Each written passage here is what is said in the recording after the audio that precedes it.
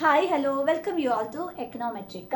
നമ്മൾ ഇന്ന് ഡിസ്കസ് ചെയ്യാനായി പോകുന്നത് അനോവയും അൻകോവയും തമ്മിലുള്ള വ്യത്യാസത്തെയാണ്. അനോവ എന്ന് പറഞ്ഞിട്ടുണ്ടെങ്കിൽ അനാലിസിസ് ഓഫ് വേരിയൻസിനെയാണ് നമ്മൾ അനോവ എന്നുള്ളത് കൊണ്ട് സൂചിപ്പിക്കുന്നത്. എന്താണ് അനാലിസിസ് ഓഫ് വേരിയൻസ്? അൻകോവ എന്ന് പറഞ്ഞിട്ടുണ്ടെങ്കിൽ എന്താ? അനാലിസിസ് ഓഫ് കോവേരിയൻസിനെയാണ് അൻകോവ എന്നുള്ളത് കൊണ്ട് റെപ്രസെന്റ് ചെയ്യുന്നത്. അനാലിസിസ് ഓഫ് വേരിയൻസിനെയാണ് നമ്മൾ അനോവ എന്നുള്ളത് കൊണ്ട് വ്യക്തമാക്കുന്നത്.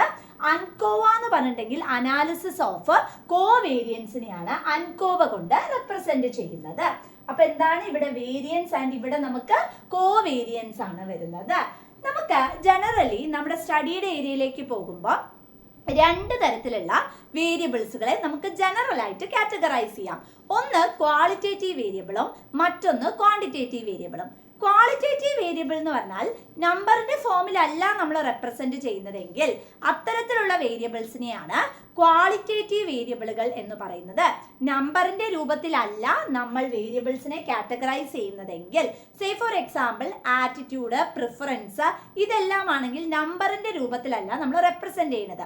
അപ്പൊ നമ്പറിന്റെ രൂപത്തിലല്ല റെപ്രസെന്റ് ചെയ്യുന്നതെങ്കിൽ അത്തരത്തിലുള്ള വേരിയബിൾസിനെ ക്വാളിറ്റേറ്റീവ് വേരിയബിൾസ് എന്നാണ് പറയുന്നത്.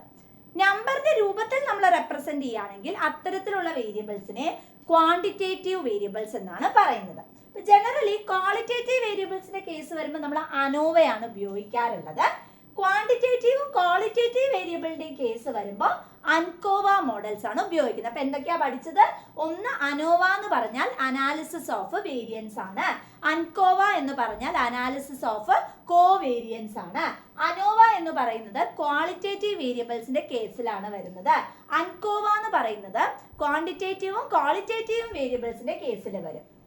അനോവ എന്ന് പറയുന്നത് linear and non linear models, അതായത് ഒരേ രീതിയിൽ ഇപ്പൊ say for example law of demand എടുക്കുകയാണെങ്കിൽ നമുക്കറിയാം, അതായത് ക്വാണ്ടിറ്റി ഡിമാൻഡും പ്രൈസും തമ്മിൽ ഇൻവേഴ്സ് ബന്ധമാണ് വരുന്നത്. So it is A non linear proportion. ഒരു പെർസെന്റേജ് ചേഞ്ച് കറക്റ്റ് ആവാതെ വരുമ്പോൾ നോൺ ലീനിയർ എന്ന് പറയാം.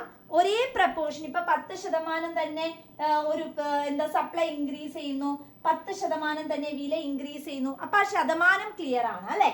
അങ്ങനെയാണെങ്കിൽ നമുക്ക് അതിനെ ലീനിയർ മോഡൽ എന്ന് പറയാം.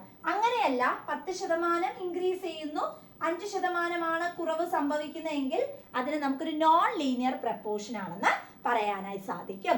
ലീനിയർ മോഡലുകൾ ആയിക്കൊള്ളട്ടെ, നോൺ ലീനിയർ മോഡൽ ആയിക്കൊള്ളട്ടെ, അവിടെ നമ്മൾ ഉപയോഗിക്കുന്നത് അനോവ മോഡൽ ആയിരിക്കും.